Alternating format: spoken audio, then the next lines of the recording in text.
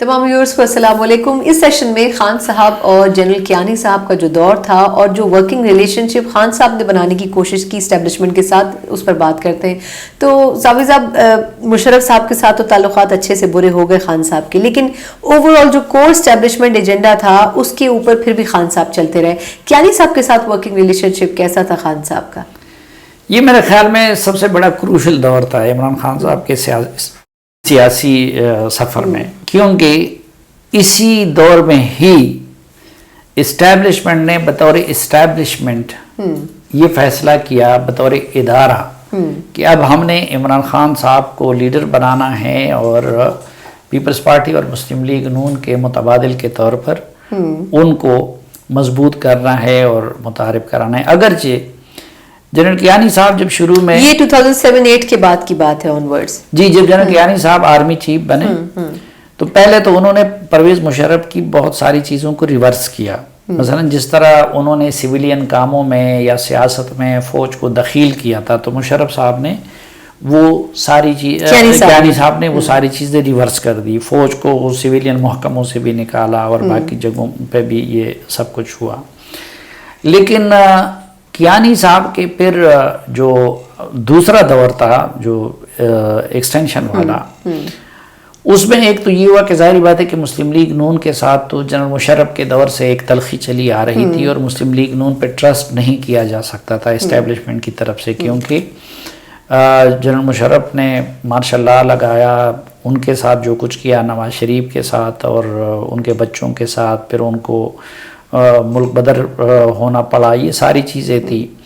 تو ان کا یہ تھا کہ بھئی اب ان کے ساتھ تو دوبارہ بات نہیں ہو سکتی. تو دوسرا آپشن یہ پیپلز پارٹی کا تھا اور پیپلز پارٹی کا دور چل رہا تھا. تو پیپلز پارٹی کے ساتھ بھی تنازعات آ گئے, اور اسپیشلی بی بی کی شہادت کے بعد اس دور میں خاصا کرٹیسزم. بی بی کی شہادت کے بعد تو دیکھیں جب الیکشن ہوا, ٹھیک ہے, تو اس الیکشن میں اسٹیبلشمنٹ نے کوئی انٹرفیرنس نہیں کیا اور کیانی صاحب نے الیکشن کو بھی آزاد چھوڑا. اس وجہ سے اسے ہم فیئر الیکشن کہہ سکتے ہیں 2007 کے بعد جو ہوا. جی, میں سمجھتا ہوں کہ وہ فیئر الیکشن تھا, اور پھر اس کی ہمدردی کے ووٹ پڑے پیپلز پارٹی کو. پھر زرداری صاحب صدر بنے تو کیانی صاحب ان کی صدارت کے راستے میں بھی رکاوٹ نہیں بنے, اور باقی بھی اس طرح کے معاملات نہیں آئے. لیکن بعد میں وہ خارجہ پالیسی کے کچھ معاملات پہ, کیری لیوگر بل پہ اور اس طرح کی چیزوں پہ, 18th امینڈمنٹ پہ بھی ابھی بھی ظاہر ہو رہا ہے کہ اسٹیبلشمنٹ اس طرح کی خوش نہیں تھی. لیکن جو مین کردار ادا کیا وہ خصوصاً جب جنرل پاشا صاحب DGI بنے تو اس کے بعد پیپلز پارٹی اور ان کے تعلقات بھی خراب ہونے لگے, کیونکہ جنرل پاشا صاحب میں کئی خوبیاں بھی ہیں لیکن وہ بڑے پرو ایکٹیو آدمی تھے. اور پھر یہ جو میمو گیٹ کا ہوا, اصل میں اس میں نواز شریف نے بھی غلطی کی, حالانکہ میں آج بھی اس کو اتنا سیریس نہیں لیتا کہ جو حسین حقانی کا کردار تھا یا باقی اس میں تھا. اور بدقسمتی سے ہمارے سیاستدانوں کا تو یہ المیہ ہے کہ ایک کے خلاف جائیں تو دوسرا اپنا کندھا پیش کر دیتا ہے. تو نواز شریف صاحب بھی کوٹ پہن کے ان کے خلاف سپریم کورٹ میں گئے, اور پھر اس کی وجہ سے تعلقات بہت زیادہ خراب ہو گئے زرداری صاحب کے اور فوج کے. تو یہی وہ وقت تھا, مسلم لیگ نون کی پہلے سے وہ حالت ہو چکی تھی. مذہبی جماعتیں جو ہسٹوریکلی اسٹیبلشمنٹ کا ایک پولیٹیکل ونگ سمجھا جاتا تھا, وہ وار آن ٹیرر کے بعد ناراض تھی. پھر وار آن ٹیرر کے بعد امریکہ اور ویسٹ کی دباؤ کی وجہ سے آپ کسی مذہبی جماعت کو تو یعنی کہ اسٹیبلشمنٹ کے پاس سپیس تھا کسی ایک جماعت کو آکیوپائی کر کے اس کو آگے لے کے چلنے کا, ان کو اپنی ایک جماعت چاہیے تھی, کیونکہ دو بڑی جماعتیں میں نے مسلم لیگ کے ساتھ پہلے سے دشمنی کو اویل کر لیا, اور یہاں جو تھی پیپلز پارٹی کے ساتھ دشمنی بن گئی. پھر حالانکہ وہ ماضی کی تلخ وہ بھی تھی, بھٹو کی پانسی اور اس طرح کی چیزیں. مذہبی جماعتیں آپشن نہیں بن سکتی تھی, قوم پرست جماعتیں آپشن نہیں بن سکتی تھی. تو اس لیے قرائے فعال جو تھا وہ عمران خان صاحب کے نام نکلا.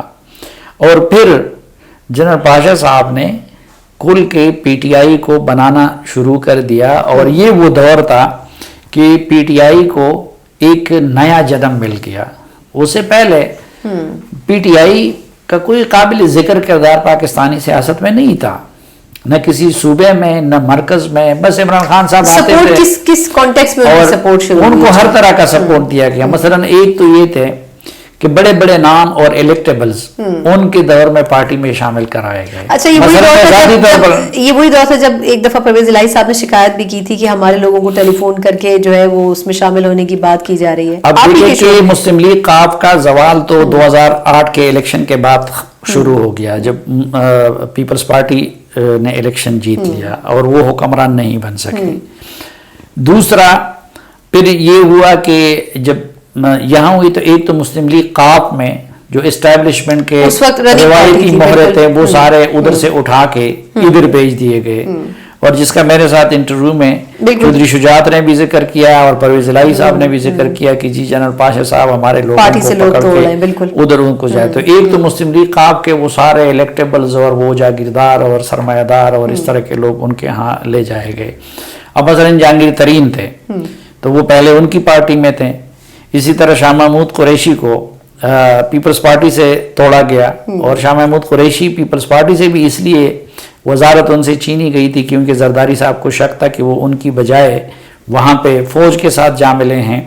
تو یہ شاہ محمود قریشی، اسد عمر، شفقت محمود، یہ میں ذاتی طور پر جانتا ہوں کہ ان لوگوں کو اس وقت کی ISI نے PTI میں شامل کروایا. حالانکہ اس میں بہت سارے لوگ تھے کہ جو نہ عمران خان کو پسند کرتے تھے نہ عمران خان ان کو پسند کرتا تھا. تو ایک تو اس دور میں ان کو اس طرح کی سپورٹ دی گئی کہ اس کی پارٹی میں لوگوں کو شامل کرایا گیا. دوسری سپورٹ اس شکل میں دی گئی کہ میڈیا پہ کام شروع کیا گیا اور آپ نے دیکھا ہوگا کہ ہمارے جیو پہ بھی ان کے فرینڈلی انٹرویوز چلتے رہے، ایکسپریس پہ بھی چلتے رہے، باقی جگہوں پہ بھی چلتے رہے. پھر ان کے جلسوں کے کوریج ہوتے رہے اور گھنٹوں اس زمانے میں خان صاحب نے جلسوں کا بھی ایک ٹرینڈ شروع کیا. تو میڈیا کو مثلا میں خود ذاتی طور پر جانتا ہوں کہ بہت سارے لوگوں کو ان کے ساتھ تھرو کرایا گیا اور فوج اور اسٹیبلشمنٹ اور ISI کی طرف سے ان سے کہا کہ آپ لوگوں نے عمران خان کو مسیحا ثابت کرنا ہے. پھر مشہوری زمانہ لاہور کا جلسہ ہوا. اب لاہور کے جلسے میں بڑے بڑے لوگوں سے ایجنسیوں نے بھی پیسے لیے اور اسی طرح میڈیا کو بھی ان کے حق میں استعمال کیا گیا کہ بھئی آپ لوگوں نے بڑا چڑھا کے پیش کرنا ہے. تو دوسرا ان کے لیے میڈیا مینجمنٹ کا کام شروع ہوا کہ آپ لوگوں نے زرداری اور نواز شریف اور کچھ اور ثابت کرنا ہے اور عمران خان کو مسیحا ثابت کرنا ہے. اور یہ ابھی اور اس زمانے میں بڑا ایکسپوژر بھی ملا خان صاحب کو. ہمارے میڈیا کے کچھ لوگ بڑے مخالف بن رہے ہیں اور تلبلا رہے ہیں. تو ان بیچاروں کو اکثر کو اس وقت سے اس ڈیوٹی پہ لگائے. سب پہ میں 100% نہیں، کچھ لوگ ایسے بھی تھے کہ جن کی ایک آئیڈیالوجیکل کمٹمنٹ بھی تھی. وہ عمران خان صاحب کو جینونلی پسند کرتے تھے یا یہ تھا کہ وہ جینونلی چاہتے تھے کہ بھئی عمران خان صاحب انقلاب لے آئیں گے اور پاکستان کو بدل دیں گے. لیکن اس وقت یہ تھا کہ اسٹیبلشمنٹ کی طرف سے میڈیا آرگنائزیشنز اور میڈیا پرسنلز کو بھی کنوے کیا گیا تھا. بالکل وہ عمران خان صاحب کی سائڈ پہ لانے کا چلیں یہ ہائپ دینے کے لیے 3 چیزوں کی ضرورت ہے. نہیں، پاشا صاحب نے ہائپ دینے کے لیے سب کچھ تو کیا، لیکن ایک بڑا مشہور فیز جو آیا تھا جس میں طاہر القادری صاحب نے دھرنا دیا تھا، غالباً 2014 کی بات ہے. پیپلز پارٹی کا اس وقت دور تھا، اس میں بھی پاشا صاحب کا بڑا نام لیا گیا کہ دھرنے کے لیے لوگوں کا آنا اور پھر ان کو اکٹھا کرنا. وہ پیٹ کے لوگ تھے جنہوں نے زیادہ فوکس کیا، قربانیاں دی وہاں پہ. خان صاحب نے لیکن اس پورے سیشن کا کریڈٹ لیا، اس پوری کیمپین کا کریڈٹ لیا. تو اس میں پاشا صاحب کا یا کیانی صاحب کا رول کیا رہا؟ نہیں، وہ تو دیکھیں پیپلز پارٹی کے آخری دور میں طاہر القادری صاحب پہلا سکسیسفل شو تھا نا خان صاحب کو بلایا گیا. اب طاہر القادری صاحب دیکھیں اس وقت گئے تھے باہر اور اسمبلی کی ممبرشپ چھوڑ کے اور کینیڈین سٹیزن شپ لے کے. اور کچھ لوگ یہ بھی کہتے ہیں کہ بھائی وہ جو امریکہ کا جو کنڈولیزا رائس کی قیادت میں ایک پروگرام شروع کیا گیا تھا آؤٹ ریچ اسلام، اس کے تحت وہ اسمبلی کی ممبرشپ چھوڑ کے ادھر چلے گئے تھے. لیکن ظاہری بات ہے کہ یہ 100% پرووڈ ہے کہ وہ فرمائشی دھرنا تھا. وہ ہماری ایجنسیوں نے پلان کیا تھا، زرداری صاحب کو تنگ کرنے کے لیے پلان کیا تھا. اور اس وقت بھی ہمارے بہت سارے چینلز جو تھے وہ ان کو ان کے کہنے پہ وہ سپورٹ کرتے رہے. اس وقت ہمارا چینل بھی اس میں شامل تھا طاہر قادری صاحب کے دھرنے کو. لیکن بہرحال وہ پیپلز پارٹی پہ جتنا دباؤ ڈال سکتے تھے ان کو ڈال تو دیا, لیکن انہوں نے پھر بھی اچھی ہینڈلنگ کی. پیپلز پارٹی نے اس کی ہینڈلنگ اچھی کی اور وہ اپنا وہ مقصد حاصل نہیں کر سکے. یعنی کہ اس کیانی صاحب کے فیز میں کوئی مسائل زیادہ پیدا نہیں ہوئے. خان صاحب کے لیے اچھے دور کی شروعات ہوئی نا ایک طرح سے اگر دیکھا جائے تو. دیکھیں 3 چیزوں کی ضرورت ہوتی ہے, رجال کار یا الیکٹیبلز یا پیسے والے لوگ, وہ خان صاحب کو ملتے گئے, شامل کیے گئے. دوسرا میڈیا کو ان کے لیے پرو کرنا اور ان کے سائٹ پہ لانا, وہ کام ہوا. اور تیسرا ایون ایک بیانیہ ان کو دینا اور ان کو ایک مسیحا اور باقیوں کو پتہ نہیں کیا کچھ ثابت کرنا, یعنی یہ عمل ان سے کمتر ثابت کرنا ایک بہتر آپشن خان صاحب کو اس وقت سے وہ بھی ہوا.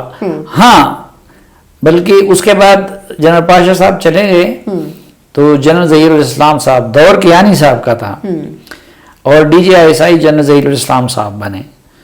تو جنرل ظہیر الاسلام صاحب 2013 میں عمران خان کو وزیر اعظم بنانا چاہتے تھے, ٹھیک ہے, اور انہوں نے پورا منصوبہ بنایا ہوا تھا اس وقت اس کے لیے. اور یہ جو عمران خان صاحب سے پھر 2013 کا الیکشن ہضم نہیں ہو رہا تھا, تو اس کی ایک وجہ یہ بھی تھی کہ ان کو تو اس منصوبے کا علم تھا, تو پورا پروگرام بنایا. اور اس وقت ظاہری بات ہے کہ ان کی پاپولیرٹی بھی پیک پہ تھی, تو وہ جب زخمی ہوئے وہ ایک سٹیج سے جب گرے, تو اس سے پہلے تو ان کو یقین تھا کہ بھائی میں وزیر اعظم بن رہا ہوں, کیونکہ ظہیر الاسلام صاحب کا اس وقت یہ منصوبہ تھا. لیکن الیکشن سے کچھ دن پہلے مسلم لیگ نون کی لیڈرشپ نے کچھ تو ظہیر الاسلام صاحب کے ساتھ رابطے کیے, وہ مرحوم اشفاق سرور صاحب جو تھے وہ ان کے رشتہ دار تھے, کچھ ان کے ذریعے, اور کچھ ان کو یہ گارنٹی دی گئی کیانی صاحب کو اور باقی لوگوں کو کہ وہ اقتدار میں آ کے جنرل مشرف کے خلاف کارروائی نہیں کریں گے یا پرانی تاریخ کو نہیں دہرائیں گے, انتقام کو نہیں لیں گے, اور ان کو سیف ایگزٹ بھی دیں گے. تو آخری ہفتے میں جنرل کیانی صاحب نے یہ انشور کیا کہ نہیں, فوج الیکشن میں مداخلت نہیں کرے گی, اور اسی لیے انہوں نے پولنگ اسٹیشنوں کے اندر فوج کو تعینات کرنے کی منظوری بھی نہیں دی. تو وہ جب کیانی صاحب نے فوج کو اور ایجنسیوں کو ڈیٹیچ کیا الیکشن میں, مثلا جب عمران خان صاحب بے ہوشی میں جا رہے تھے تو اپنی نظر میں تو وہ وزیر اعظم تھے, یہ ڈیولپمنٹ اس وقت ہوئی کہ کیانی صاحب نے وہ اپنی فوج کو پیچھے کیا کہ بھئی ہم الیکشن سے کوئی سروکار نہیں رکھیں گے. تو وہ رزلٹ جب وہ ہوش میں آئے تو نواز شریف وزیر اعظم بنے تھے. اس لیے اس دن سے لے کے آج تک کیانی صاحب بھی ان کی گڈ بک سے چلے گئے. کیانی صاحب جو ہے وہ ان کے, اور آپ کو یاد ہوگا کہ 1-2 مرتبہ انہوں نے نام بھی لیا تھا, لیکن پھر جب یہ جنرل صاحب اور کیانی صاحب دونوں نے ان کے ساتھ لاسٹ مومنٹ میں دھوکہ کیا نا, اس کا تو یہی مطلب سمجھا جائے گا. نہیں, آپ یہ کہہ سکتے ہیں کہ جنرل ظہیر الاسلام کو جنرل کیانی صاحب نے وہ کام کرنے نہیں دیا جو وہ کرنا چاہ رہے تھے, جو فیض صاحب کچھ عرصے پہلے کرنا چاہ رہے تھے اور باجوہ صاحب نے نہیں کرنے دیا. یہ کہہ سکتے ہیں نا, دونوں مثالیں ایک جیسی ہیں تقریباً. ہاں, آپ یہ بھی کہہ سکتے ہیں کہ وہ, لیکن اصل میں بہت اوپنلی جو بندہ آیا, ہم تو صرف جنرل فیض صاحب کا نام لیتے ہیں یا باقی اس کا نا, تو وہ ظہیر الاسلام صاحب تھے, کیونکہ ظہیر الاسلام صاحب 2013 میں بھی ان کو وزیر اعظم بنانا چاہ رہے تھے, تمام توانائی صرف کر رہے تھے, لیکن کیانی صاحب نے آخری موقع پہ یہ انشور کرا کے کہ ISI الیکشن میں مداخلت نہیں کرے گی اور فوج مداخلت نہیں کرے گی. اس کی وجہ سے عمران خان کا خواب چکناچور ہوا 2013 میں, اس لیے ان سے 2013 کے ریزلٹ ہضم نہیں ہو رہے تھے, اور اس لیے وہ جنرل کیانی کے اس دن سے لے کے آج تک مخالف ہیں. بالکل. چلیں اس سیشن کا اختتام کرتے ہیں. جنرل کیانی صاحب تو جاتے جاتے الیکشنز میں میک شور کر گئے کہ اسٹیبلشمنٹ کی انٹرفیرنس نہ ہو, لیکن جو اگلا دور آیا راحیل شریف صاحب کا, اس میں خان صاحب کی طرف سے کیا پرو ایکٹیولی کیا گیا, یہ ہم اگلے سیشن میں بات کریں گے. ہمارے ساتھ رہیے.